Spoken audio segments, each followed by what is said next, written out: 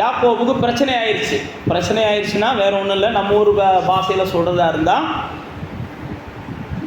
ஏசாவுடைய பல ஆசீர்வாதங்களை யாக்கோபு என்ன செஞ்சிட்டாரு, பறித்து கொண்டார், ஏமாற்றி வாங்கிட்டார். பல ஏசாவும் யாக்கோபும் சகோதரர்கள், கூட பிறந்தவங்க, இரட்டை குழந்தைங்க.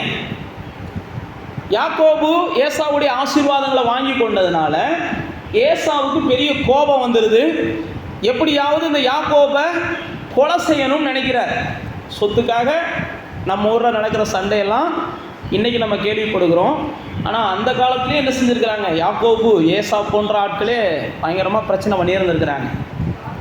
அதனால தான் வேத புஸ்தகத்தில் போட்டிருக்கு, யாக்கோபுடைய தகப்பனும் தாயும் ஈசாக்கும் ரெபேக்காலும் எப்பா பிரச்சனை பெருசாகிடுச்சு, 2 பேர் ஒன்றா இருந்தால் ஒருத்தருக்கு ஒருத்தர் அடிச்சுக்கிட்டு செத்து போயிடுவீங்க, அதனால் அண்ணன் வந்து என்ன செய்யட்டும், அவனை விட்டு நீ கிளம்பி எங்கே செய்யுது, தாய் மாமா ஊருக்கு கிளம்பிடுன்றாங்க. அப்போ தாய் மாமா ஊருக்கு யாக்கோபு போகிறார். அப்படி போகும்போது தான் அந்த 29ஆம் அதிகாரத்தில் அவர் தாய் மாமா ஊரில் போய் சேர்ந்த உடனே யாக்கோபு என்ன செய்கிறாருன்னா விசாரிக்கிறார் தாய் மாமா பேரை சொல்லி. அப்போ ஜனங்கள் சொல்கிறாங்க, அந்த வர்றாங்களா அந்த பொண்ணு, அதுதான் அவங்க பொண்ணு அப்படின்றாங்க. உடனே இவர் போன உடனே தாய் மாமா மகளை கட்டி பிடிச்சி என்ன செஞ்சிடுறாரு, ஆமாம் அழுக ஆரம்பிச்சிடறார் தாய் மாமா மகளை. உடனே தாய் மாமா மகள் தன்னுடைய வீட்டுக்கு அவங்கள கூட்டு போயிடுறாங்க. இதெல்லாம் வேதத்தில் நீங்கள் வாட்சி பார்த்தீங்கன்னா நான் சொல்கிறதெல்லாம் அப்படியே இருக்கும். அவங்க அப்பாட்ட கூட்டு போயிடுறாங்க. அங்கே போன உடனே அப்பா எல்லாத்தையும் விசாரிக்கிறாரு. விசாரித்த உடனே நீ என் கூட இரு, எனக்கு 2 பொம்பளை பிள்ளை இருக்குது, உனக்கு நான் என்ன செஞ்சிடறேன், கட்டி தந்துடுறேன் அப்படின்றார். உடனே யாக்கோபு என்ன செய்கிறாருன்னா மொத கட்டி பிடிச்சாரு பாருங்க, அந்த அம்மா தான் தனக்கு வேணும்னு நினைக்கிறார். ஏன் அந்த அம்மா வேணும்னு நினைக்கிறாருன்னா பைபிள்லேயே போட்டிருக்குது. நீங்கள் 29ஆம் அதிகாரத்துக்கு வந்தீங்கன்னா அந்த 29ஆம் அதிகாரத்தில் பைபிள்லேயே போட்டிருக்கு. ஏன் அந்த அம்மாவை குறித்து அங்கே போட்டிருக்குன்னா லாபானுக்கு 16ஆம் வசனம் போட்டிருக்காருங்க. லாபானுக்கு 2 குமாரத்திகள் இருந்தார்கள். மூத்தவள் பேர் லேயாள், இளையவள் பேர் ராகேல். லேயாளுடைய கண்கள் கூச்ச பார்வையாக இருந்தது, ராகேலோ ரூபவதியும் பார்வைக்கு அழகானவளுமாய் இருந்தாள். இப்போ புரிஞ்சா, யாக்கோபு யாரை செலக்ட் பண்ணுறாரு, லேயாளை ராகேலை செலக்ட் பண்ணுறாரு. ஆனால் அவங்க அப்பாவுக்கு என்ன செய்யுது, மூத்த மகன் இருக்கும்போது இளைய மகளை கொடுக்கக்கூடாது அப்படின்னு வெயிட் பண்ணுறாரு. ஆட்டுப்பான்னு கல்யாணத்தை முடிக்கிறது மாதிரி முடிச்சு கணவனை மனைவியை தனியாக அனுப்புகிறப்ப, கல்யாணம் முடிக்கும்போது லேயாளை தான் முடிக்க வைக்கிறாரு, தனியாக அனுப்பும்போது லேயாளை தான் அனுப்புகிறாரு. மறுநாள் முடிஞ்சதுக்கப்புறம் தான் யாக்கோபுக்கு தெரியுது, தான் விரும்பின பெண் அல்ல, இன்னொரு பெண்ணை நமக்கு கட்டி வச்சிட்டாங்க அப்படின்னு தெரியுது. உடனே யாக்கோபு என்ன செய்கிறார், மாமனார்கிட்ட போய் வாதம் பண்ணுறாரு. அப்போ தான் மாமனார் சொல்கிறார், இல்லைப்பா மூத்த பொண்ணு இருக்கும்போது இளைய பொண்ணை நம்ம என்ன செய்யக்கூடாது, கட்டக்கூடாது, கட்டி வைக்கக்கூடாது. மூத்த பொண்ணு அழகில்லாதவ தான், மூத்த பொண்ணு பார்க்குறதுக்கு லட்சணம் இல்லாதவ தான், இருந்தாலும் ஊர் வழக்கம்னு ஒன்று இருக்குல்ல, உனக்கு வேணா 2வது பொண்ணே நான் என்ன செய்கிறேன், கெட்டித்தரேன், நீ என் சகோதரி மகன் தானே, என்ன செய்ய இன்னும் கொஞ்ச நாள் இரு அப்படின்னு சொல்லி 2வது பொண்ணையும் கெட்டி வைக்கிறார். இதுதான் அந்த 29ஆம் அதிகாரம் ஆதியாகமத்தின் புஸ்தகத்தில் இருக்குது. இன்றைக்கி நம்ம லேயாளை ஏன் எடுக்கிறோம் அப்படின்னா, லேயாளை குறித்து வேதம் போட்டிருக்கு, அந்த அம்மா பார்ப்பதற்கு அழகில்லாத பெண், விரும்பப்படத்தக்க ரூபம் இல்லை. அதனால் என்ன செஞ்சாங்கன்னா லேயாளை வந்து அவங்க தகப்பனாரும் அப்படி தான் பார்த்தாங்க, அவங்க யாக்கோபும் அப்படி தான் பார்த்தாரு. ஆனால் கர்த்தர் பாருங்க, எந்த இடத்துலலாம் மனிதர்கள் மற்றவர்களை அற்பமாக பார்க்குறாங்களோ அப்போ தான் ஆண்டவருடைய பார்வை அவங்க மேலே என்ன செய்யுதுன்னா ரொம்ப பிரைட்டாக விழுகுது, ரொம்ப பிரகாசமாக விழுகுது. அப்போ நீங்களும் நானும் அந்த நம்ம லேயாள்கிட்ட கற்றுக்கிற ஒரு பெரிய காரியம் என்னென்னா, உங்களை யாராவது அற்பமாக பார்க்குறாங்கன்னு வைங்களேன், அப்போ நீங்கள் என்ன செய்யணும்னா, பரவாயில்ல இவங்க அற்பமாக பார்க்கறதுனால கர்த்தர் என்ன செய்ய போகிறார், விலையேற பெற்றவளாக அல்லது விலையுயர்ந்த மனுஷியாக மாற்றப் போகிறார் அப்படின்னு நீங்கள் உங்கள் உள்ளத்தில் பேசணும். அப்போ மற்றவர்கள் அற்பமாய் பேசும்போது கர்த்தருடைய பார்வை அற்பமாய் நம்ம மேலே விழுகும்போது, மற்றவர்கள் அற்பமாய் நம்மளை நடத்தும் போது, மற்றவர்கள் நம்மளை ஒரு பொருட்டாக எண்ணாத போது கர்த்தர் என்ன செய்கிறாருன்னா நம்மளை ஒரு பிரதானமானவனாக எண்ணுகிறார். இந்த லேயாளுடைய வாழ்க்கையை தொடங்க ஆரம்பித்த உடனே வேத புஸ்தகத்தில் வாசித்து பார்த்தீங்கன்னா அந்த 30ஆம் வசனத்தில் போட்டிருக்கு, யாக்கோபு ராகேலையும் சேர்த்தான், லேயாளை பார்க்கிலும் ராகேலை அவன் என்ன செஞ்சான்? அதிகமாய் நேசித்தான் அப்படின்னு போட்டிருக்குது. இப்போ 31வது வசனம் வந்த உடனே தான் அங்கே தலைவர்னா நம்ம ஆண்டவர் வருகிறார். ஆண்டவருடைய தலையை பார்க்குறோம். இது வரைக்கும் ஆண்டவர் எல்லாத்தையும் கவனிச்சுக்கிட்டே இருக்கிறார். எல்லாத்தையும் கவனிச்சுக்கிட்டு இருக்கிறார். யாக்கோபு பேசுறதையும் கவனிக்கிறார், லாபான் மாமனார் பேசுறதையும் கவனிக்கிறார், எல்லாத்தையும் கவனிச்சுக்கிட்டே இருக்கிறார். அது வரைக்கும் கர்த்தர் அமைதியாக இருக்கிறார். சில நேரத்தில் நம்ம வாழ்க்கையில் நடக்கிற எல்லாத்தையும் கர்த்தர் கவனித்து கொண்டு இருக்கிறார்னு நிச்சயம் நமக்கு வேணும். எல்லாத்தையும் கவனிச்சுக்கிட்டு இருக்கிறார். நீங்கள் நினைக்கலாம் சில நேரத்தில் ஆண்டவர் மௌனமாக இருக்கிறார் போல, இவங்க இப்படி பேசுகிறாங்க, அவங்க இப்படி பேசுகிறாங்க, இவங்க இப்படி நடத்துகிறாங்க, அவங்க இப்படி நடத்துகிறாங்க, இப்படி அவங்க காயப்படுத்துகிறாங்க, இவங்க இவ்வளோ நம்மளை என்ன செய்கிறாங்க அப்படிலாம் சில நேரத்தில் நீங்கள் நினைக்கலாம். ஆனால் கர்த்தர் பாருங்கள், ஏற்ற நேரம் வரைக்கும் என்ன செய்கிறார்? வெயிட் பண்ணுறார். அதனால தான் நான் உங்களுக்கு சொல்லுகிறேன், கர்த்தர் எல்லாத்துக்கும் ஒரு காலத்தை வச்சிருக்கிறார். எல்லாத்துக்கும் ஒரு காலத்தை வச்சிருக்கிறார். எல்லாத்துக்கும் ஒரு நேரத்தை வச்சிருக்கிறார். எல்லாத்துக்குமே கர்த்தர் என்ன செய்கிறார்னா தீர்மானிச்சிருக்கிறார். அப்போ இங்கே பாருங்கள், லேயாளுடைய வாழ்க்கையில் ஆண்டவர் தலையிடாமே இருக்கிறார். திடீர்னு பார்த்தீங்கன்னா அதிகமாக ராகேலை நேசிக்கிறான் யாக்கோபு. கட்டின மனுஷன், கட்டின சம்சாரத்தை அதிகமாக என்ன செய்ய மாட்டேன்றான்? நேசிக்க மாட்டேன்றான். நீங்கள் வேத புஸ்தகத்தில் பார்த்தீங்கன்னா எல்கானாவுக்கு இந்த பிரச்சனை இருக்குது. எல்கானாவும் 2 மனைவியை கட்டுறாரு. 1 சாமுவேல் புஸ்தகத்தில் 2 மனைவியை எல்கானா கட்டினா, இங்கே வேத புஸ்தகத்தில் நாங்கள் 1 சாமுவேலில் நீங்கள் வாசித்து பார்த்தீங்கன்னா எல்கானா பாதிக்கப்பட்ட பெண்ணுக்கு பக்கத்தில் நிற்பார். அண்ணாலும் பெண்ணினாலும் அந்த சம்பவத்தில். ஆனால் அண்ணால் பாதிக்கப்படுவாங்க, ரொம்ப காயப்படுவாங்க. ஆனால் எல்கானா யார் பக்கத்தில் நிற்பார்? ஆமாம், அண்ணால் பக்கத்தில் நிற்பார். இங்கே பாருங்கள், அதிகமாக காயப்படுறாங்க லேயாள், அதிகமாக பாதிக்கப்படுறாங்க லேயாள். ஆனால் லேயாள் பக்கத்தில் யாக்கோபு நிற்கலை. மாறாக என்ன செய்கிறாரு? ராகேலுக்கு பக்கத்தில் போய் நின்றாரு. ராகேலை தான் அவர் பிடிச்சிக்கிறார். ராகேலை நேசிக்கிறதுக்கு 1000 பேர் இருக்கிறாங்க. ஆனால் லேயாளை இவன் நேசிச்சா தான். இவன் நேசிக்கிறேன்னா வேறு யாரும் என்ன செய்ய முடியாது? நேசிக்க முடியாது. ஆனால் ராகேலை யார் வேணாலும் நேசிப்பாங்க. சில நேரத்தில் அப்படிப்பட்ட சூழ்நிலைகள் தான் நம்முடைய வாழ்க்கையில் இருக்கும். நம்மளுக்கு உரிமையான ஆட்கள் அவங்க பார்த்து நமக்கு இந்த காரியத்தை செஞ்சால் தான், அவங்க பார்த்து இந்த காரியத்தில் நமக்கு கூட இருந்தால் தான், அவங்க தான் நமக்கு உரிமையானவங்க. அவங்களே சில நேரத்தில் நம்மளை உதாசீனப்படுத்துவாங்க. உரிமையாளர்கள் உதாசீனப்படுத்துவாங்க. ஆனால் நீங்களும் நானும் தேவனை நம்புகிற மக்களாக இருக்கிறதுனால உரிமையாளர்கள் உதாசீனப்படுத்தினாலும் ஆண்டவர் எல்லாத்தையும் கவனித்து கொண்டு இருக்கிறார். உதாசீனப்படுத்தினவர்கள் கண்களுக்கு முன்பாக உங்களுக்கு ஒரு உயர்வை கொடுப்பார். இங்கே அப்படி தான் அங்கே நடக்குது பார்க்குறோம். லேயாலும் ராகேலும் கர்த்தருடைய பார்வைக்கு வர்றாங்க. பட்னு கர்த்தர் என்ன செஞ்சாராம்? லேயாளை இங்கே பாருங்கள், அந்த 31ஆம் வசனம் பாருங்க. கர்த்தர் லேயாள் அற்பமாய் எண்ணப்படுகிறாள் என்று கர்த்தர் கண்டு அவள் கற்பதற்கும்படி கிருபை செஞ்சார். ராகேல் மலடியாக இருந்தார்.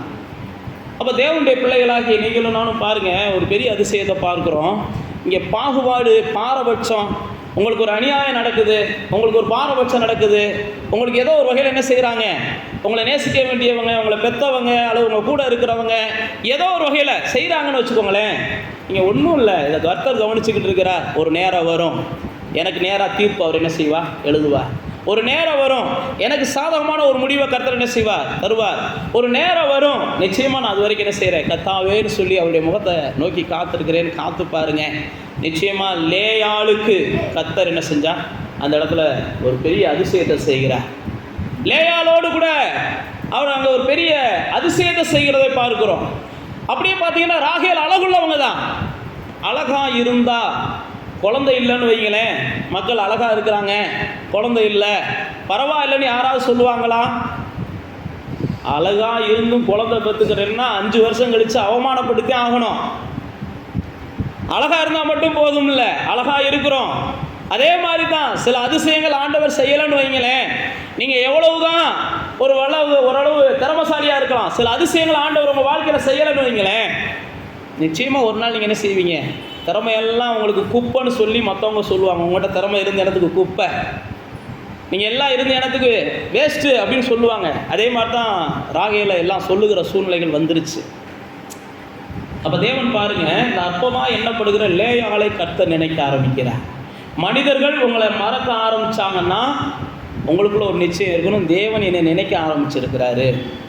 மனிதர்கள் என்ன மறக்க ஆரம்பிக்கிறாங்கனாலே தேவன் என்ன செய்கிறார், நினைக்க ஆரம்பிக்கிறாரு. சில நேரத்தில் நீங்கள் விரும்பலாம், இந்த மனிதன் நம்ம வீட்டுக்கு வரமாட்டேன்றாங்களேன்னு சொல்லி. ஆனால் ஏன் வரமாட்டேன்றாங்க அப்படின்னு நீங்கள் கொஞ்சம் நிதானித்து பார்த்தீங்கன்னா தெரியும். அவங்க வராமல் இருக்கிறதுனால உங்களுக்கு எத்தனையோ நன்மைகள் கர்த்தர் வச்சிருக்கிறார். அதனால் சில நேரத்தில் அவங்க வரல இவங்க வரலாம் என்ன செய்யாதீங்க, புலம்பாதீங்க. அவங்க வரலையா ஏதோ கர்த்தர் நல்லதுக்காக வரவிடலை விட்டு அப்படின்னு போயிடணும்.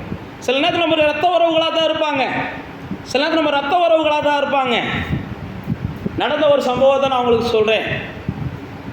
நடந்த ஒரு சம்பவம் ஏன் நான் உங்களுக்கு சொல்கிறேன்னா, இன்றைக்கி உலகத்தில் நீங்களும் நானும் என்ன செய்கிறோம்னா, எதுக்கெடுத்தாலும் போட்டு புலம்பிக்கிட்டு கிடக்கும், எதுக்கெடுத்தாலும் போட்டு புலம்பிக்கிட்டு கிடக்கும். எனக்கு தெரிஞ்ச ஒரு நல்ல ஒரு சகோதரன், நல்ல ஒரு குடும்பம், அவர் ஒரு கிறிஸ்தவர் தான். ஒரு நாள் என்கிட்ட அழுதுட்டு வந்தார். வாலிப பையன், கல்யாணம் கூட முடிக்கலை. அப்போ என்ன அழுதுகிட்டு வரவும் நாங்கள் நண்பர்கள், என்னப்பா விஷயம் அப்படின்னு கேட்கும்போது அப்போ தான் சொல்கிறார், இல்லைண்ணே இந்த மாதிரி எங்கள் சித்தி எங்கள் சித்தப்பா என்கிட்ட ரொம்ப நாளாக பேசாமே இருந்தாங்க. அப்போ எங்கள் சித்தப்பா சித்தி பேச மாட்டேன்றாங்க. அதே நேரத்தில் எங்கள் பக்கத்து வீட்டில் ஏதாவது விசேஷமாக வந்துட்டு போவாங்க. அப்போது ஒரு நாள் எங்கள் சித்தி எங்கள் சித்தப்பாவையும் கேட்டு நான் அழுதேன், ஏன் வரமாட்டேன்றீங்கன்ட்டு. நான் நடந்ததை சொல்கிறேன். அப்போ எங்கள் சித்தப்பாவும் சித்தி என்ன செஞ்சாங்க, இல்லைப்பா வந்தால் அவங்க அப்பனுக்கு பிடிக்க மாட்டேங்குது, அம்மா எதுவும் சண்டை ஆகிடுது, அதனால் நாங்கள் வரலப்பா அப்படின்னு சொல்கிறாங்க. அப்போ நாங்கள் என்ன செஞ்சிட்டேன், இல்லை சித்தப்பா அப்பாவுக்காகலாம் பார்க்காதீங்க, நீங்கள் வாங்க வைங்கன்னு நான் அழுதவரை பார்த்து எங்கள் சித்தப்பா வர ஆரம்பித்தார். எங்கள் சித்தி என்ன செஞ்சாங்க, வரமாட்டேன்ட்டாங்க. அப்போ எங்கள் சித்தப்பா வர ஆரம்பித்த உடனே நான் என்ன செஞ்சேன், ரொம்ப சந்தோஷப்பட்டேன். திடீர்னு பார்த்தீங்கன்னா ஒரு நாள் வரும்போது எங்கள் சித்தப்பாவும் எங்கள் அம்மாவும் படுத்து கிடந்தாங்க. பார்த்த உடனே எனக்கு அழுகை ஆகி போச்சு. நடந்ததை சொல்கிறேன்.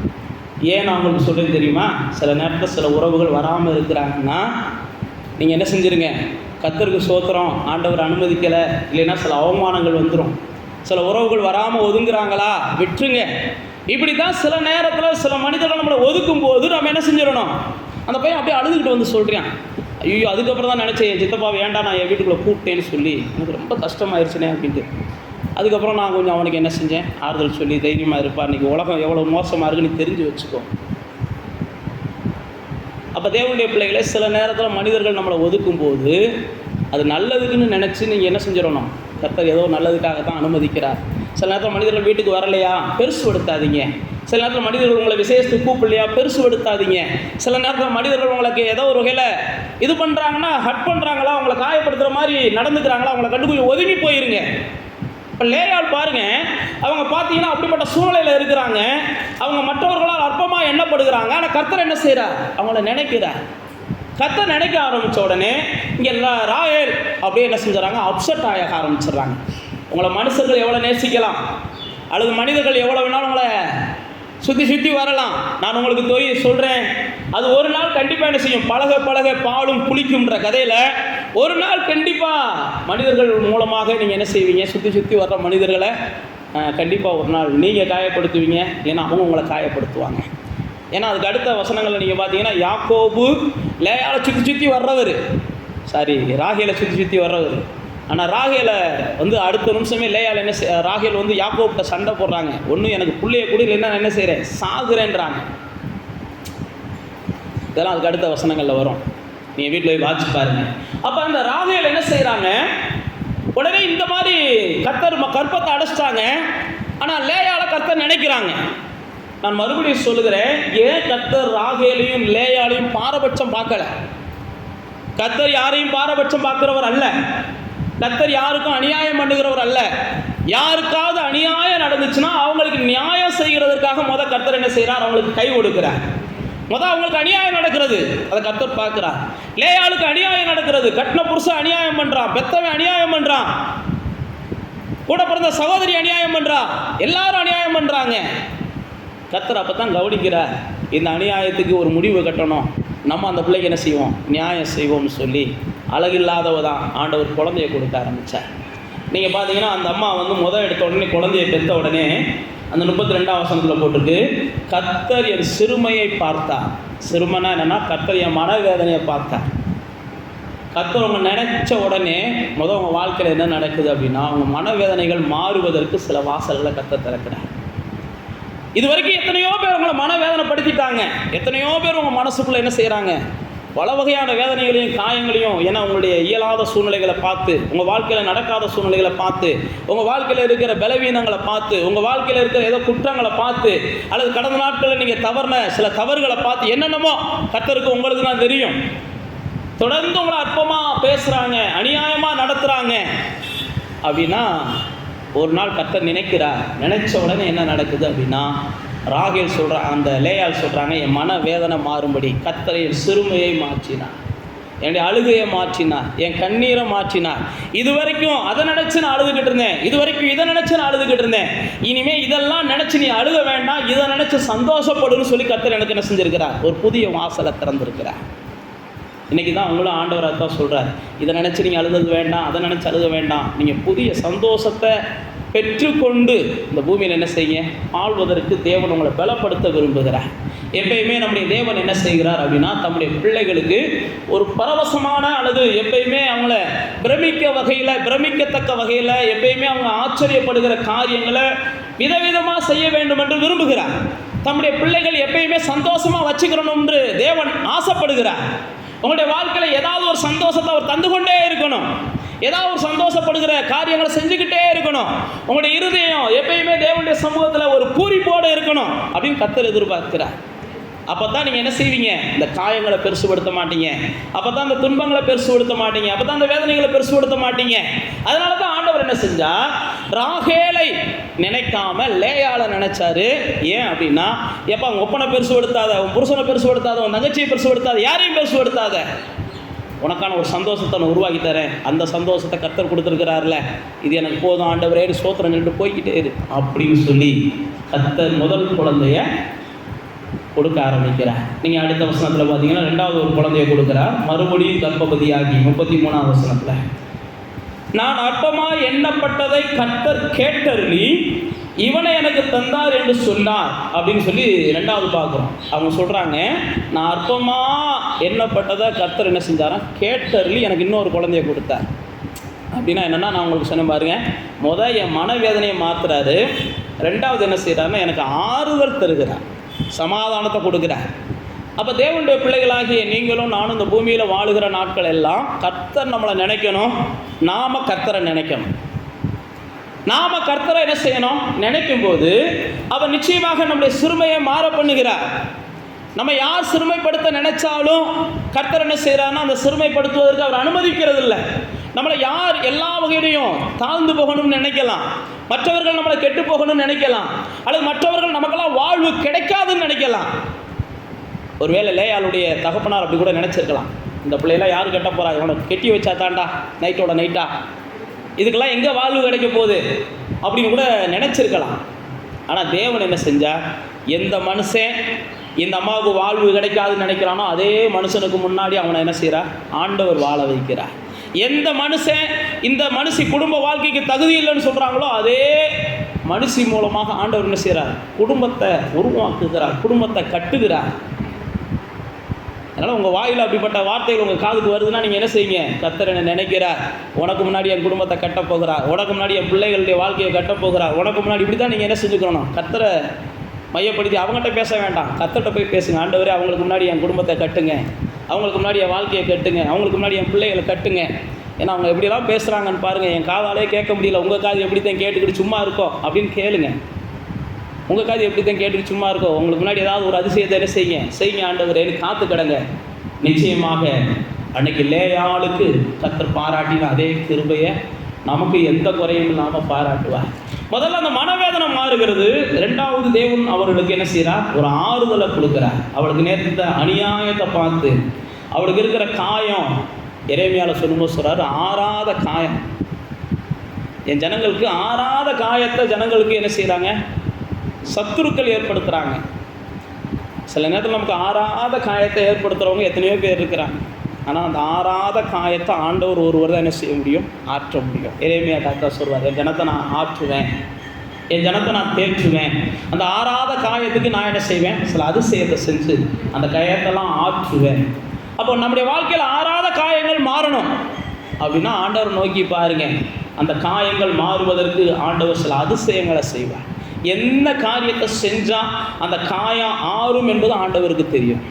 எந்த அதிசயத்தை நடப்பித்தா அந்த காரியத்தை நீங்கள் மறப்பீங்க அப்படின்றதையும் ஆண்டவர் அறிந்திருக்கிறார். அதனால தான் லேயாளுக்கு என்ன செஞ்சார், அடுத்த தொடர்ந்து வருஷத்துக்கு ஒரு முறை குழந்தைய கொடுக்க ஆரம்பிக்கிறார். இன்னைக்கு வரைக்கும் ராகேல் ஆண்டவர் நினைக்கவே இல்லை. ஏன்னா ராகேல் என்ன செய்கிறாங்க, அவங்க ஒரு டைப்பில் இருக்கிறாங்க. கொஞ்ச நாளைக்கு நீ ஒரு டைப்பில் இருக்கிற, இந்த பிள்ளைக்கு தான் இப்போ தேவை, இதுக்கு தான் யாருமே ஆதரவு இல்லாமல் இருக்குது, இதுக்கு தான் ஆறுதல் சொல்கிறதுக்கு ஆள் இல்லாமல் இருக்குது, இதைத்தான் விசாரிக்கிறதுக்கு ஆள் இல்லாமல் இருக்குது.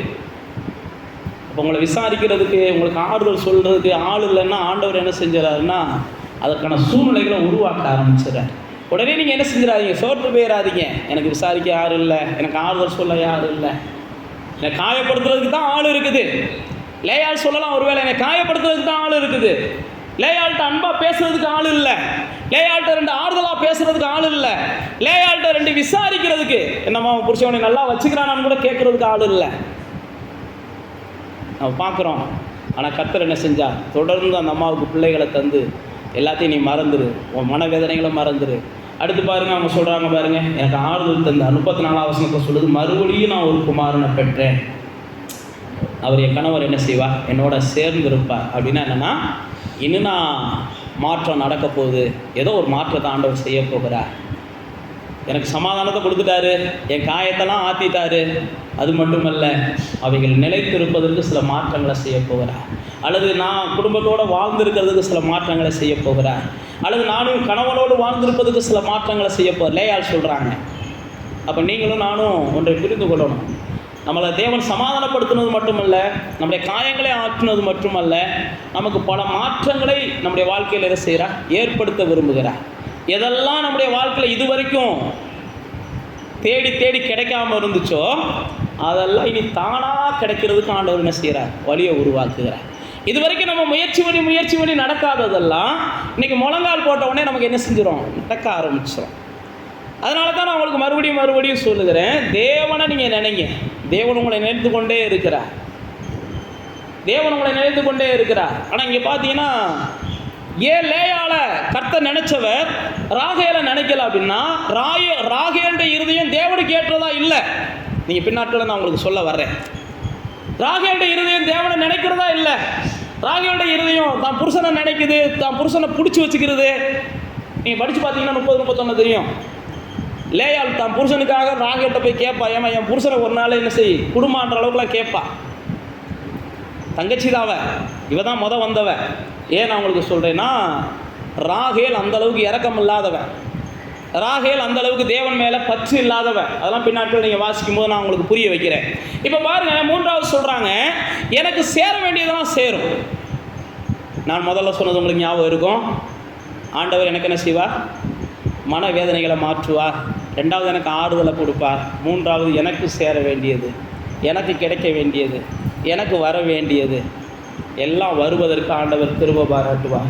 4வது ஒரு குழந்தைய அந்த அம்மா பெற்றெடுக்கிறாங்க. 4வது ஒரு குழந்தைய பெற்றெடுக்கும் போது அங்கே வேத புஸ்தகம் நமக்கு பார்க்குறோம். அந்த மறுபடியும் அவள் ஒரு கர்ப்பவதியாகி ஒரு குமாரனை பெற்று, நான் இன்னும் என்ன செய்வேன், கர்த்தரை துதிப்பே அப்படின்னு சொல்லி அவங்க அந்த ஒரு பேர் இடுகிறதை பார்க்குறோம். அப்போ தேவனுடைய பிள்ளைகளாகிய நீங்களும் நானும் கர்த்தரிடத்தில் நன்மையை மட்டும் பெற்றுக்கொண்டே இருக்கணும்னு நினைக்கக்கூடாது. கர்த்தர் செய்கிற ஒவ்வொரு நன்மைக்கும் நம்ம என்ன செய்யணும், நன்றி சொல்லிக்கிட்டே இருக்கணும். நாம் சில நேரத்தில் என்ன செய்கிறோம், ஆண்டவர் நன்மை செஞ்ச உடனே இன்னும் செய்வார்னா காத்து கிடக்கிறோமே ஒழிய, செஞ்ச நன்மைகளை நம்ம மறக்காமல் என்ன செய்யணும், நன்றி சொல்லிக்கிட்டே இருக்கணும். அதனால தான் சங்கீதக்காரர் சொல்கிறான், என் ஆத்மாவே அவர் செஞ்ச ஒரு நன்மையை என்ன செஞ்சிடாத, மறந்துடாத. 103 சொல்லும்போது சொல்கிறான், அவர் செஞ்ச ஒரு உபகாரத்தையும் நீ மறந்துடாத. அவர் உனக்கு செய்கிற சின்ன சின்ன நன்மைகளுக்கெல்லாம் அவருக்கு என்ன செய், நன்றி சொல்லு. அப்போ தேவனுடைய பிள்ளைகளாகிய நீங்களும் நானும் இங்கே பாருங்க, அவங்க அழகாக சொல்கிறாங்க, ஆண்டவர் எனக்கு ஒரு குமாரனை கொடுத்துருக்கிறார், நான் கர்த்தரை என்ன செய்வேன், துதிப்பேன். இந்த யூதா கோத்திரத்துலேருந்து அந்த 35 கர்த்தர் எனக்கு ஒரு குழந்தைய கொடுத்தா நான் கர்த்தரை துதிப்பேன்னு சொல்லி அந்த யூதா கோத்திரம், இந்த யூதா கோத்திரத்திலிருந்து தான் பின்னாட்களில் தேவன் தாவீதை எழுப்பினார். இந்த யூதா கோத்திரத்திலிருந்து தான் பின்னாட்களில் தேவன் இயேசு கிறிஸ்துவை என்ன செஞ்சார், எழுப்பி கொண்டு வந்தார். ஏன் நான் உங்களுக்கு சொல்கிறேன்னா, ஒரு காலத்தில் அற்பமாக எண்ணப்பட்ட பெண்மணி இந்த லேயாளுடைய பிள்ளையினுடைய வம்சத்திலிருந்து தான் தாவீது போன்ற அரசர்களை தேவன் எழுப்புகிறார். இந்த லேயாள் போன்ற பிள்ளைகளுடைய அந்த யூதா வம்சத்திலிருந்து தான் தேவன் இயேசு கிறிஸ்துவை இந்த பூமிக்கு என்ன செய்கிறார், அனுப்புகிறார்.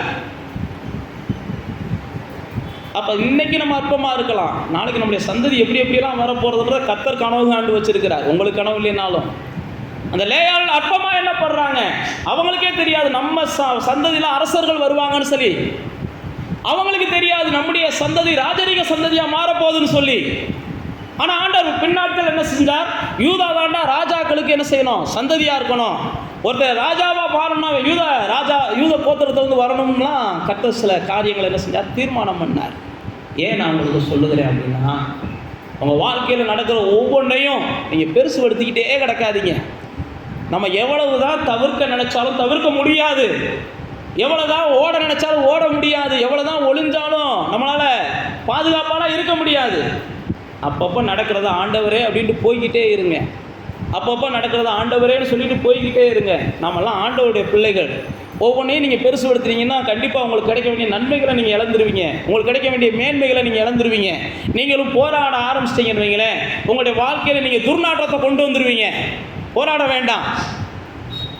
பாருங்க, லேயாள் எங்கேயுமே போராடலை, ஆண்டவர் நடக்கிறதெல்லாம் பார்க்குறான்னு சொல்லி அமைதியாக இருக்கிறாங்க. அடுத்து தொடர்ந்து ராகேலுடைய போராட்டம் வருது. அந்த 30ஆம் அதிகாரத்தில் ராகேல் போராடுறாங்க. அவங்க குழந்தை கேட்டு பார்க்குறாங்க. அப்போ கணவனார் சொல்கிறாரு, ஏமா என்கிட்ட இல்லை ஆண்டவர்கிட்ட இருக்குமா அப்படின்றாரு. அதுக்கப்புறம் தான் அவங்க வேலைக்காரியை கொடுக்குறாங்க. குழந்தை பிறக்குது. அவங்களுக்கு 2 குழந்தை வேலைக்காரிக்கு பிறந்துருது. அடுத்து பார்த்தீங்கன்னா ராகேல் மறுபடியும் லேயாள் என்ன செய்கிறாங்க, அவங்க வேலைக்காரி அவங்களுக்கு கொடுக்குறாங்க. மறுபடியும் லேயாளுக்கும் என்ன செஞ்சிருது, வேலைக்காரிகளுக்கு 2 குழந்தை பிறந்துருது. அடுத்து பாருங்கள், இந்த சம்பவங்கள்லாம் நடந்ததுக்கப்புறம் குழந்தைகள் பிறந்துருது. 30ஆம் அதிகாரம் 11ஆம் வசனத்தில் லேயாளுடைய வேலைக்காரிக்கு ஒரு குழந்தை. அந்த குழந்தை பிறந்தவுடனே லேயாள் சொல்கிறாங்க, ஏராளமாக போயிடுச்சுன்றாங்க. 30ஆம் அதிகாரம் 11ஆம் வசனத்தில் இது லேயாளுடைய வேலைக்காரிக்கு பிறந்தது, ஏராளமாயிருச்சு அப்படின்றாங்க. 12ஆம் வசனத்தில் 2வது ஒரு குமாரனை ஆண்டவர் கொடுக்குறார். உடனே லேயாள் சொல்கிறாங்க, இனி நான் பாக்கியவதி, என்னை பார்க்குறவங்களாம் என்ன செய்வாங்க, இதெல்லாம் வேலைக்காரிக்கு கிடைச்ச பிள்ளைகள். அப்போ தேவனுடைய பிள்ளைகளே, லேயாள் பாருங்க, ஆரம்பம் அற்பமாக இருந்துச்சு. அந்த அம்மா போக போக பார்த்தீங்கன்னா அவங்க சொல்கிறாங்க, இது வரைக்கும் புலம்பிக்கிட்டு இருந்தவங்க தான், விசாரிப்பதற்கு ஆள் இல்லை, என்னன்னு கேட்கறதுக்கு நாதி இல்லை. இன்னைக்கு பார்த்தா தேவன் பிள்ளைகளை கொடுத்து அடுத்து அவங்க சொல்கிறாங்க, நான் இனிமேல் பாக்கியவதி. என்னை பார்க்குறவங்களாம் ஒருவேளை இது வரைக்கும் கூச்ச பார்வை இல்லைன்னு பார்த்துருக்கலாம், இது வரைக்கும் நடக்க முடியாது என்னத்தையும் ஒன்று சொல்லியிருக்கலாம். இனி அப்படிலாம் சொல்கிறதுக்கு வாய்ப்பே இல்லை. அதை காட்டில் மேலான இடத்துக்கு என்னை கொண்டு போய் வச்சுட்டாரு. இப்போ இது வரைக்கும் உங்களை சின்ன சின்ன காரியங்களை சொல்லி காயப்படுத்துகிறாங்க பாருங்க, அதையெல்லாம் நீங்கள் கத்தாவே அப்படின்னு சொல்லி நீங்கள் நோக்கி பார்த்தீங்கன்னா அவங்களாம் காயப்படுத்தவே முடியாத அளவுக்கு கத்தர் உங்களை வசந்த இடத்துல வச்சு விட்டுருவார். அதுக்கப்புறம் தான் லேயாள் சொல்கிறாங்க, இனி என்னை யாரும் எதுவும் சொல்ல முடியாது. இனி என்னை பற்றி பேசுகிறதா இருந்தால் இவள் ஆசீர்வதிக்கப்பட்டவன் தான் பேசுவாங்க. இனி என்னை பற்றி பேசுகிறதா இருந்தால் இவள் பாக்கியவதின்னு தான் பேசுவாங்க. இது வரைக்கும் என் நடையை பார்த்து பேசியிருப்பாங்க, என் பார்வையை பார்த்து பேசியிருப்பாங்க, இது வரைக்கும் என் கலரை பார்த்து பேசியிருப்பாங்க, இல்லை என் முடியை பார்த்து பேசியிருப்பாங்க என்னை காயப்படுத்துறதுக்காக. ஆனால் இனி எல்லாம் யாரும் அப்படி பேச முடியாத ஒரு எல்லைக்கு கர்த்தர் உங்களை கொண்டு போயிருப்பார். எல்லைக்குள்ள அந்த வசனத்துக்கு கர்த்தர் கொண்டு போயிரு. அதைத்தான் லேயாள் சொல்கிறாங்க, கர்த்தர் நீ அப்படி கொண்டு போய் வச்சுட்டாரு, இனி எவன் என்னை பேச முடியாதுன்றாங்க. அதோட விடலை. அதுக்கு அடுத்த வசனங்களில் நீங்கள் வாசித்து பார்த்தீங்கன்னா ஒரு கனியை கொண்டு வராரு அம்மாவுடைய லேயாளுடைய பையன். உடனே ராகேல் என்ன செய்கிறாங்க, அந்த கனி எனக்கு கொடுங்கன்றாங்க. உடனே லேயாள் என்ன செய்கிறாங்க, எல்லாத்தையும் இந்த பிடிங்கிட்டு அந்த கடியுமா அப்படின்றாங்க. இல்லை இந்த கடியை கொடுத்தீங்கன்னா என் புருஷனை அனுப்பி வைக்கிறேன்றாங்க. அப்போ உடனே அந்த கனியை வாங்கிட்டு புருஷனை அனுப்பி வச்சிடுறாங்க. அனுப்பி வச்ச உடனே மறுபடியும் கர்ப்பவதி ஆகுறாங்க. 19ஆம் வசனம் போட்டிருக்குவாருங்க. மறுபடியும் கர்ப்பவதியாகி உடனே லேயாள் கர்த்தர் கொடுத்த ஒரு பிள்ளைக்காக அவங்க 6வது குமாரனை பெற்றபடியினால் அப்படின்னு சொல்லிட்டு அவங்க என்ன செய்கிறாங்க, கர்த்தர் கொடுத்த நல்ல ஈவு அப்படின்றாங்க. கர்த்தர் கொடுத்த நல்ல ஈவு. அப்போ கர்த்தர் உங்கள் வாழ்க்கையில் என்ன செய்கிறாருன்னா, பைபிள் சொல்லுவாருங்க, நல்ல ஈவுகளை கொடுக்க விரும்புகிறார். மனிதர்களுக்கு உங்களுக்கு கசந்த ஈவுகளை கொடுக்கலாம், கசந்த வாழ்க்கையை கொடுக்கலாம், அல்லது ஏதோ ஒன்று தேவையில்லாத உங்களுக்கு மனுஷர்கள் கொடுக்கலாம். ஆனால் தேவன் கொடுக்குறதெல்லாம் உங்களுக்கு என்ன செய்கிறார், சிறந்ததையும் உயர்ந்ததையும் பெஸ்ட்டானதையும் தான் கொடுக்குறார். அதனால் மனுஷர்கள் கொடுக்கலையேன்னு வருத்தப்படாதீங்க. மனுஷர்கள் கொடுக்கலையேன்னு வருத்தப்பட்டீங்கன்னா பெரியதை நம்ம பெற்றுக்கொள்ள முடியாமல் போச்சேன்னு பின்னாடி வருத்தப்படுவீங்க. மனுஷர்கள் இந்த நாட்களில் கொடுக்கலையேன்னு அங்கே எதுக்கு வருத்தப்படாதீங்க. மனிதர்கள் கொடுக்கலையா? கர்த்தர் என்ன செய்கிறார்? நல்ல ஈவு எனக்கு கொடுக்க போகிறார், பெரிய ஈவு எனக்கு கொடுக்க போகிறார், அற்புதமான பரிசு எனக்கு கொடுக்க போகிறார், ஆச்சரியமான வம்சத்தை எனக்கு கொடுக்க போகிறார். அதனால் மனிதர்கள் மேலே என்ன செய்யாதீங்க? கசந்து கொண்டே இருக்காதீங்க. மனிதர்கள் மேலே புலம்பிக்கொண்டே இருக்காதீங்க. மனிதர்கள் நிலையற்றவர்கள். இயேசு சொல்கிறாரு, மனிதர்கள் மண்ணென்று நினைவு கூறுங்க. அவங்க எப்பயும் மாறுவாங்க. அதுதான் மனிதனுடைய இயல்பு. மனிதர்களை நினச்சி நீங்கள் பேசுனீங்கன்னா இன்றைக்கி சந்தோஷமாக பேசலாம், நாளைக்கு புலம்பிட்டு பேசலாம். அல்லது இன்றைக்கி புலம்பிட்டு பேசுனீங்கன்னா நாளைக்கு சந்தோஷமாக பேசுவீங்க. இதான் நிரந்தரம்லாம் கிடையாது எந்த மனுஷனும். உங்கள் கட்ட புருஷனையே எடுத்துக்கோங்க. காலையில் கட்ட புருஷனோன்னு என்ன செஞ்சுருப்பீங்க? கடை தண்ணிக்கு போயிட்டு வந்திருப்பீங்க. நைட்டு பார்த்தீங்கன்னா அதுக்குள்ளே என்ன செஞ்சுருப்பீங்க? கட்டின புருஷனை கட்டையை வச்சு கூட எரிஞ்சுக்கிட்டு இருப்பீங்க. இது எதார்த்தம், எல்லாருடைய வாழ்க்கையில் நடக்கிறது. ஏன் நான் உங்களுக்கு சொல்கிறேன்னா, மனுஷனை நினைவுகளை என்ன செஞ்சுருங்க? பெருசுபடுத்தாமல் கத்தாவேன்னு நீங்கள் போயிருங்க. கத்தாவேன்னு போயிட்டீங்கன்னா இந்த லேயாளை போல் ஒரு பாக்கியமான ஒரு வாழ்க்கையை நீங்கள் பெறுவீங்க. லேயாளை போல் சந்ததிகள் உங்களுக்கு பெருக ஆரம்பிச்சிடும். லேயாளை போல் அவங்க என்ன செஞ்சிருவீங்க? கர்த்தர் எனக்கு நல்லவைகளையே செய்து கொண்டு இருக்கிறார், மனுஷன் எனக்கு தீமைகளே செஞ்சுக்கிட்டு இருக்கானே சொல்லாதீங்க. கர்த்தர் எனக்கு நல்லதையே செஞ்சுக்கிட்டு இருக்கிறார். கர்த்தர் எனக்கு என்ன செய்கிறார்? அற்புதமானதை செஞ்சுக்கிட்டே இருக்கிறார். மனுஷன் செய்கிறதையே சொல்லி சொல்லி என்ன செய்யாதீங்க? கர்த்தரை போய் காயப்படுத்தாதீங்க. கர்த்தர்கிட்ட போய் ஆண்டவரை நீங்கள் எனக்கு இதெல்லாம் செய்கிறீங்கப்பான்னு அப்படி சொல்லி பழகுங்க. லேயாள் பாருங்க, எந்த இடத்துலையாவது எனக்கு அவங்க இப்படி பண்ணுறாங்க அவங்க இப்படி பண்ணுறாங்கலாம் அவங்க பேசலை. நான் அற்பமா என்றதை கர்த்தர் பார்த்தா, நான் அற்பமா என்றப்பட்டதுனால கர்த்தர் எனக்கு அதிசயத்தை செய்கிறார், இப்படி தான் பேசுகிறாங்க. நான் ஏன் சொல்கிறேன் அப்படின்னா, நீங்கள் கர்த்தருடைய சமூகத்தில் போய் கூட பெரும்பாலும் மனுஷனை பற்றியே தான் பேசிக்கிட்டு இருக்கிறீங்க. கர்த்தருடைய சமூகத்தில் போய் எதுக்கு தான் பேசுகிறோம்? நம்ம எதுக்கு வந்திருக்கிறோம்? கர்த்தருடைய சமூகத்துக்கு கர்த்தரை பற்றி பேசுறதுக்கு தான் வந்திருக்கிறோம். கர்த்தரை பற்றி பேசுங்க. அவங்கள பற்றி இவங்களை பற்றி அவருடைய சமூகத்தில் போய் பேசிக்கிட்டு இருக்காதீங்க. அப்படி ஏதாவது முடியலையா ஒரு வார்த்தை 2 வார்த்தை, ஆண்டவரே இந்த மனுஷனை மாற்றுங்கப்பா, இல்லை இந்த மனுஷனை என்ன செய்யுங்க தொடுங்கப்பா அப்படின்ட்டு போயிருங்க. அவன் காலைல எழுந்திரிச்சதுலேருந்து என்னென்ன செஞ்சான்னு அவர்கிட்ட போய் சொல்லிக்கிருக்காதீங்க. அவர்கிட்ட போய் என்ன செய்யுங்க? ஆண்டவரே நீங்கள் எவ்வளோ அதிசயமானவர், அன்றைக்கி அந்த மனுஷனை தொட்டு மாற்றுனீங்க, இந்த மனுஷனை தொட்டு மாற்றுனீங்க, இந்த மனுஷியை தொட்டு மாற்றுனீங்க, இந்த குழந்தையை தொட்டு மாற்றுனீங்க, ஆண்டவரே இந்த வாழ்க்கையை மாற்றுனீங்க, அந்த வாழ்க்கையை மாற்றுனீங்க, என் வாழ்க்கையை நீங்கள் மாற்றுவீங்கப்பா, என் வம்சத்தை நீங்கள் மாற்றுவீங்கப்பா, என் பிள்ளைகளை மாற்றுவீங்க, இப்படி பேசி பழகுங்க. லேயாள் அப்படி தான் என்ன செய்கிறாங்க? பேசுகிறாங்க. அடுத்து பார்த்தீங்கன்னா ஒரு குழந்தைய கர்த்தர் கொடுத்துட்றாரு. இப்போ இந்த ராகேலுக்கும் லேயாளுக்கும் உள்ள ஒரு வித்தியாசத்தை பாருங்கள். இந்த லேயாள் வந்து என்ன செஞ்சிடுறாங்க? எல்லா வகையிலையும் உத்தமையாக நடந்துக்கிறாங்க. 31ஆம் அதிகாரத்துக்கு வாங்க. 31ஆம் அதிகாரத்தில் 33ஆவது வசனத்தில் வாசித்து பார்க்குறோம். 31ஆம் அதிகாரத்தில் வந்து 33ஆம் வசனம். அப்பொழுது லாபான் யாக்கோபின் கூடாரத்திலும் லேயாளின் கூடாரத்திலும் வேலைக்காரிகளின் கூடாரத்திலும் பிரவேசித்த போது ஒன்றையும் கண்டுபிடிக்கல. லாபான் யாரு கவனிக்கிறீங்களா? லேயாளுடைய அப்பா, யாக்கோபுடைய மாமனார். இப்போ இவர் வந்து என்ன தேடி வர்றார் அப்படின்னா, இங்கே நான் சொன்ன பாருங்க, ராகேலும் லேயாளும் ஒன்றா பிறந்தவங்க தான். ஆனால் ஒன்றா பிறந்தவங்க தான். ராகேல் வந்து அழகுள்ளவங்க தான். ஆனால் ராகேல் வந்து அழகுள்ளவங்க, பைபிள் பிரகாரம் பார்த்தீங்கன்னா ராகேல் வந்து திருட்டுத்தனம் உள்ளவங்க. சின்னத்தில் அழகாக இருந்தால் போதும்னு நினைக்கிறோம். அழகு இருக்கிற இடத்துல நிறையா திருட்டுத்தனமும் இருக்கும். எல்லாத்தையும் கவனிச்சுக்கோங்க.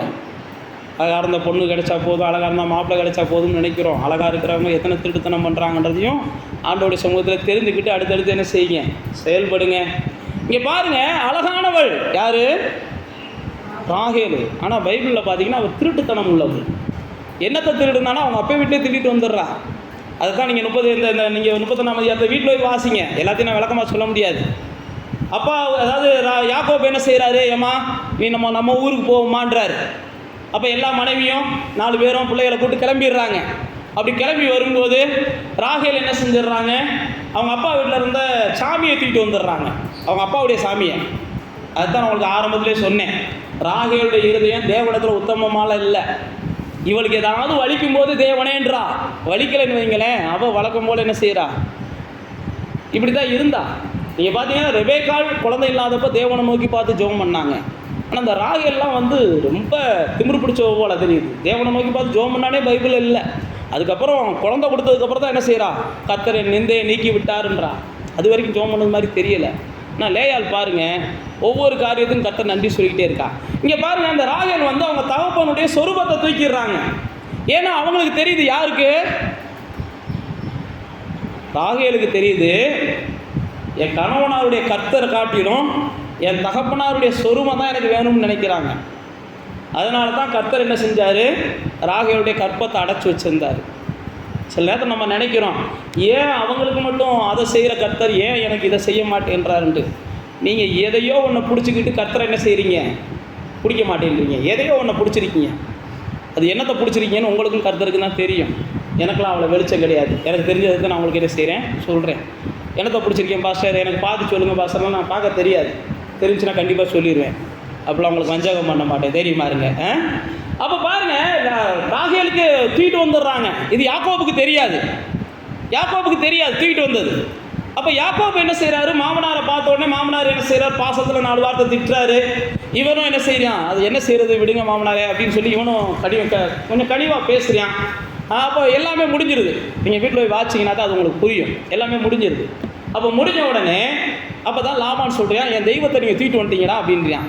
அப்போ தான் யாக்கோபு சொல்கிறான், உன் தெய்வம் நாங்கள் ஏன்டா தூக்க போகிறோம், எங்களுக்கு பெரிய தெய்வம் இருக்குது, உன் தெய்வத்தை வச்சு நாங்கள் என்னடா பண்ண போகிறோம். அப்படி எவனா தூக்கிட்டு வந்தீங்கன்னா முதல் என்ன செய்ய, அவனை கொண்டு ஓட்டுன்றான். சில நேரத்தில் நீங்களும் நானும் நம்ம தெய்வம் பெரிய தெய்வம்ன்றதையே நம்ம மறந்துட்டு இந்த சின்ன சின்ன தெய்வங்களை போய் பிடிச்சிக்கிட்டு நம்ம என்ன செய்கிறோம், இது வாழ வைக்கும் நம்ம நம்புகிறோம். அப்படி தான் ராகேல் நம்புனாங்க. அதனால தான் தேவனிடத்தில் அவங்களுக்கு என்ன செய்ய முடியல, நன்மையும் கிடைக்கல. நீங்கள் பின்னாட்களில் வாட்சி பார்த்தீங்கன்னு வைங்களேன், ராகேல் அல்பாயுசில் செத்து போயிடுறாங்க. தேவனுடைய பிள்ளைகள் நாம் அந்நிய தெய்வங்களை பிடிக்கவே கூடாது. தேவனுடைய பிள்ளைகள் நீங்கள் அந்நிய தெய்வங்களை பிடிச்சிங்கன்னா உங்களுக்கு அல்பாயுசு தான் ராகேல் மூலமாக நம்ம பார்க்குறோம். தேவனுடைய பிள்ளைகள் நாம் தேவனை தான் உறுதியாக பிடிச்சிக்கிறணும். இந்த ராகேல் பாருங்கள், அழகுள்ளவங்க நான் அல்பாயுசில் செத்து போயிட்டாங்க. ஏன் அல்பாயுசில் செத்தாங்க அப்படின்னு நீங்கள் வாட்சி பார்த்தீங்கன்னா, அவங்க என்ன செஞ்சாங்க, இப்படி பல திருட்டுத்தனங்களை வச்சுருந்தாங்க. அடுத்து பார்த்தீங்கன்னா நடிப்புக்காரங்களாக இருந்தாங்க. நீங்கள் வாட்சி பார்த்தீங்கன்னா சில நேரத்தில் அழகுள்ளவங்களை நீங்கள் என்ன செய்யுங்க, அழகாக இருந்தால் போதும், கலராக இருந்தால் போதும் முழுக்க நம்பிடாதீங்க. வெள்ளையாக இருக்கேன் போய் சொல்ல மாட்டேன்லாம் என்ன செஞ்சிடாதீங்க, பேசிக்கிட்டு இருக்காதீங்க. கவனித்து பார்த்தீங்கன்னா தெரியும். இங்கே பாருங்கள், அடுத்த வசனங்களில் நீங்கள் வாட்சி பாருங்கள். ராகேல் அந்த சுரூபங்களை எடுத்து 34ஆம் வசனம், அந்த சுரூபங்களை எடுத்து தனக்கு கீழே போட்டு உக்காந்துக்கிட்டு அவங்க அப்பாட்ட என்ன செய்கிறாங்க, எப்படி சொல்கிறாங்கன்னா, அப்பா நான் உனக்கு முன்னாடி எந்திரிக்க முடியாது, அதுக்காக என்னை மன்னிச்சுக்கோங்கன்றாங்க. வேஷம் போட்டாலும் என்ன செய்கிறாங்க, பொருத்தமாக வேஷம் போடுறாங்க. வேஷம் போடுறதுக்கு சிலர் ப்ராக்டிஸ் எடுத்துருப்பாங்க பாருங்கள், நீங்கள்லாம் கண்டுபிடிக்கவே முடியாது, அப்படி வேஷம் போடுவாங்க. ஆனால் அப்படியா கொஞ்சம் ஆளுகளை தான் நம்ம என்ன செய்வோம், நம்புவோம். அப்படி தான் அவங்க அப்பாவும் நம்பினார். என் மகளா அப்படின்னு நம்பினார். இப்போ பாருங்கள், லாபான் வந்துடுறாரு. உடனே அந்த அம்மாவுக்கு தெரியுது, எப்படி உட்காந்தா எங்கள் அப்பா போவேன்னு அதுக்கு தெரியும். அதனால் அவங்க உட்காந்துக்கிட்டு, எப்பா எனக்கு மாதம் வர வேண்டியது வந்துருச்சு, அதனால் என்னை எழுப்பாதப்பா அப்படின்றான். ஒன்றும் இல்லைம்மா நான் வரமாட்டு அப்படியே போயிடுறாரு.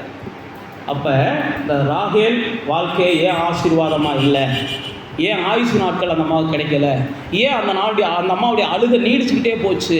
அந்த அம்மா பாருங்கள், இங்கே தொடர்ந்து குழந்தையை பெற்றுக்கிட்டு இருக்கு லேயாள். ஆனால் ராகேலால் குழந்தையை பெற்றுக்கிற முடியல. லேயாளை காட்டிலும் புருஷன் அதிகமாக நேசிக்கிறான். புருஷன் நேசிச்சா போதும் குழந்தை கிடச்சிரும்னு பொதுவாக டாக்டர்கள்லாம் சொல்கிறாங்க. புருஷன் நேசிச்சா போதும் என்ன கிடச்சிரும், குழந்தை கிடச்சிரும்னு எல்லா டாக்டருமே சொல்லுவாங்க. எந்த டாக்டர்கிட்ட வேணாலும் போங்க. ஆனால் வேதம் சொல்லுது, புருஷன் நேசித்தாலும் குழந்தை கிடைக்காத அளவுக்குலாம் வேதத்தில் ஆட்கள் நமக்கு இருக்கிறாங்க. கர்த்தர் நினச்சா தான் என்ன செய்யும், குழந்தை கிடைக்கும்.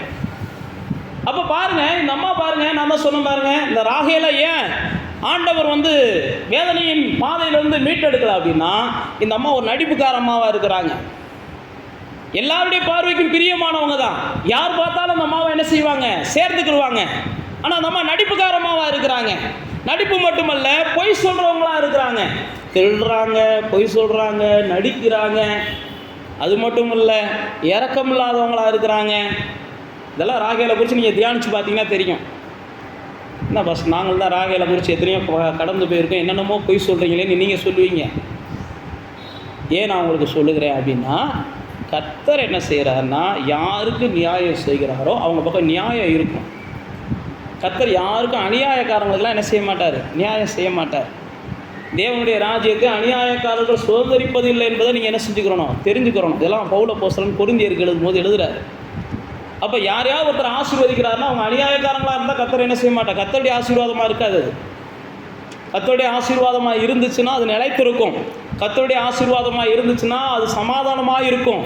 கர்த்தருடைய ஆசீர்வாதமாக இருந்துச்சுன்னா சந்ததிகளுக்கு அது என்ன செய்யும், பெருகும். அப்போ இங்கே பாருங்கள், லேயாளுடைய வாழ்க்கையில் கர்த்தர் தொடர்ந்து வாசல்களை திறந்து கொண்டே இருக்கிறார். லேயாளுடைய மரணம் பார்த்தீங்கன்னா பூரணமான மரணமாக இருந்துச்சு. நீங்கள் கடைசியாக வச்சு பார்த்தீங்கன்னா லேயால் என்ன செய்கிறாங்க, தான் புருஷன் பக்கத்தில் அடக்கம் பண்ணப்படுறாங்க. புருஷன் நேசிக்கலை, ஆனால் புருஷனுக்கு பக்கத்தில் என்ன செஞ்சாங்களாம், லேயாலே அடக்கம் பண்ணினார்கள் அப்படின்னு சொல்லி 49ஆம் அதிகாரம் 31வது வசனத்தில் யாக்கோபு சொல்கிறார். ஆதியாகமத்தின் புஸ்தகம் 49ஆம் அதிகாரம் 31வது வசனத்தில். பக்கத்தில் அடக்கம் பண்ணனா யாரை அடக்கம் பண்ணுவாங்க, யாக்கோபுக்கு பிடிச்ச ஆட்கள் அடக்கம் பண்ணுவாங்க. ஆனால் இங்கே பார்த்தீங்கன்னா கர்த்தர் என்ன செஞ்சார், யாக்கோபுக்கு பிடிச்ச ஆள் அல்ல, தேவனுக்கு பிடிச்ச ஆள் அடக்கம் பண்ணார். அப்போ தேவனுடைய பிள்ளைகளே, தேவன் யாரை பார்க்குறார் அப்படின்னா, மனிதர்கள் நமக்கு பிடிச்சிருக்கிறாங்களா இல்லையோ, அல்லது மனுஷர்களுக்கு நம்ம பிடிச்சிருக்கோமோ இல்லையோ, மனுஷர்கள் நம்மளை எப்படியும் பார்த்துட்டு போகட்டும். ஆனால் நீங்களும் நானும், தேவன் என்ன செய்கிறா, என்னை கவனித்து கொண்டு இருக்கிறா, தேவன் என்ன பார்த்துக்கிட்டு இருக்கிறா. நான் மனுஷரோடு வழக்காடி அவங்க தான் பாவம், லேயால் தான் சொல்லுவாங்க, சரி ராகேல் தான் சொல்லுவாங்க, என் சகோதரியோடு நான் போராடி மேற்கொண்டேன். சில நேரத்தில் போராட வேண்டிய அவசியமே இல்லாதவங்க போராடுறேன்னு போராடிக்கிட்டு இருப்பாங்க. நூற்றுக்கணக்கான போராட்டங்களை பார்த்துக்கிட்டு இருக்கவங்க பார்த்தீங்கன்னா பொறுமையாக இருப்பாங்க. ஆண்டவர் ஏதாவது ஒரு வேலை போராட்டத்தை செய்யட்டும், முடிச்சு வைக்கட்டும். இவங்களுக்கு போராட்டமே இருக்காது. ஆனால் இவங்க பார்த்தீங்கன்னா நாங்கள் என்ன செய்கிறோம், போராடிக்கிட்டே இருக்கிறோம்னு புலம்புவாங்க. என்னம்மா போராடணும்னு கேட்டு பார்த்தீங்கன்னா, ரசத்துக்கு உப்பு இல்லை, அதே எங்களுக்கு போராட்டம்பாங்க. ஒருத்தவங்களுக்கு ரசம் வைக்கிறதுக்கு ஒன்றுமே இல்லை, அவங்க கூட சந்தோஷமாக இருப்பாங்க.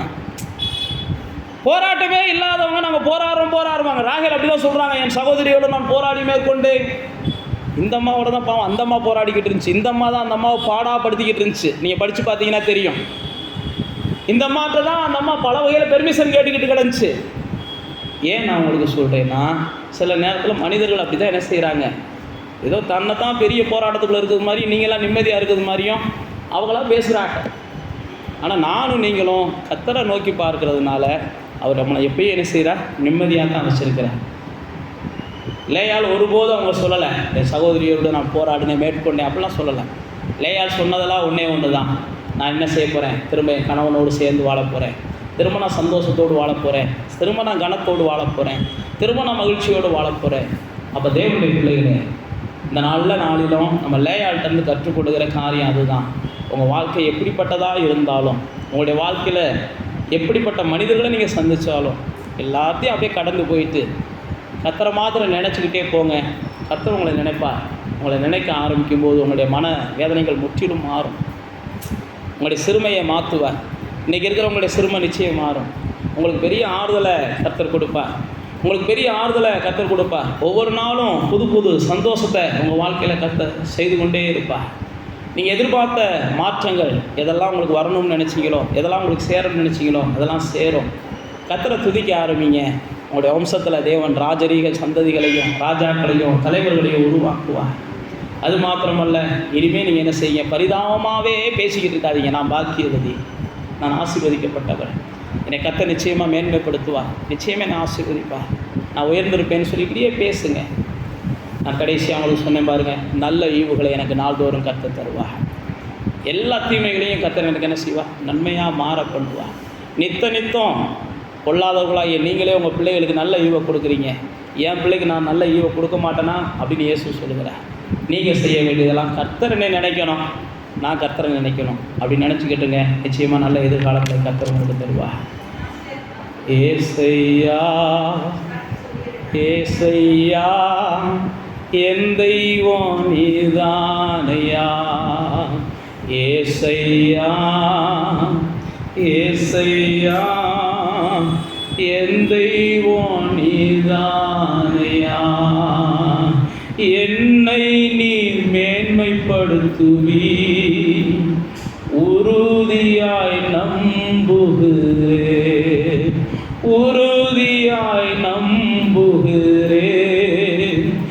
என்னை நீ மேன்மைப்படுத்துவி உறுதியாய் நம்புகிறேன், என்னை நீ மேன்மைப்படுத்துவி. ஏசையா ஏசையா என் தெய்வம் நீதானையா, ஏசையா ஏசையா என் தெய்வம் நீதானையா. அதினதின் காலத்தில் ஒவ்வொன்றையும் நேர்த்தியாய் செம்மையாய் செய்பவரே. அதினதின் காலத்தில் ஒவ்வொன்றையும் நேர்த்தியாய் செம்மையாய் செய்பவரே. இதாவே லேயாளை பார்க்குறோம். அவங்க அப்பா அதுக்கு ஏற்ற நேரம் வந்த போது கல்யாணத்தை முடிச்சு வச்சா போதும்னு நினைக்கிறாங்க. அதுக்கப்புறம் பார்த்தா தொடர்ந்து அந்த அம்மாவுக்கு அவமரியாதை, தொடர்ந்து அவமானம், அழுக. கட்டின புருஷன் நேசிக்க மாட்டேன்றான். தான் இருக்கும்போது தன் தங்கச்சியை தான் நான் நேசிக்கிறேன்னு சொல்கிறான். எவ்வளையோ சூழ்நிலைகள். ஆனால் எல்லாத்தையும் ஆண்டவர் கவனிச்சிங்க. லேயாளை கத்த நினச்சிங்க. லேயாள் மேலே கிருபை வச்சிங்க. அதுக்கப்புறம் பார்த்தீங்கன்னா தொடர்ந்து லேயாளுக்கு ஒரு ஏறு முகத்தை கொடுத்தீங்கப்பா. தொடர்ந்து லேயாளுக்கு ஒரு முன்னேற்றத்தை கொடுத்தீங்கப்பா. தொடர்ந்து லேயாள் பாக்கியவதியாய் மாறுவதற்காக பல அதிசயங்களை உருவாக்குறீங்கப்பா. லேயாள் ராகேலை காட்டிலும் மேலானவளாக மேன்மையானவளாக நிற்பதற்கு கர்த்தர் கிருபை பாராட்டினீங்கப்பா. மனிதர்களெல்லாம் ராகேலை புகழ்ந்தாங்க, நீங்கள் தான் லேயாளை புகழ்ந்தீங்க.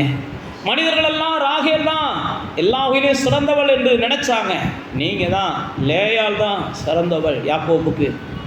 லேயாள் மூலமாக தான் யாக்கோபுடைய வம்சம் உருவாக போகுதுன்னு சொல்லி 6 பிள்ளைகள் ஆண் மக்களை கொடுத்தீங்கப்பா. ஒரு பொம்பளை பிள்ளையை கொடுத்தீங்க. மொத்தம் 12 பிள்ளைகளில் பாதிக்கு மேலே ஆண்டவர் என்ன செஞ்சீங்க? லேயாள் மூலமாக உருவாக்குனீங்கப்பா. அதுக்கப்புறம் லேயாளுடைய பேரில் வேலைக்காரிக்கு 2 பிள்ளைகள், மொத்தம் 8 9 பிள்ளைகள் கணக்காகி போயிருது பொம்பளை பிள்ளையோட சேர்த்து. இதெல்லாம் நீங்கள் தான் செய்கிறீங்கப்பா.